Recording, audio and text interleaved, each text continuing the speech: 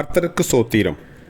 இன்றைய வேத வசனம் 1 சங்கீதம் 3 அவன் நீர்க்கால்களின் ஓரமாய் நடப்பட்டு தன் காலத்தில் தன் கனியை தந்து இலையுதிராதிருக்கிற மரத்தை போலிருப்பான்.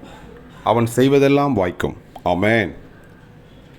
1 சங்கீதம் 3 அவன் நீர்க்கால்களின் ஓரமாய் நடப்பட்டு தன் காலத்தில் தன் கனியை தந்து இலையுதிராதிருக்கிற மரத்தை போலிருப்பான்.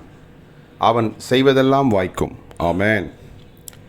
கர்த்தர் உங்களை ஆசீர்வதிப்பாராக, உங்களோடு கூட இருப்பாராக. ஆமென்.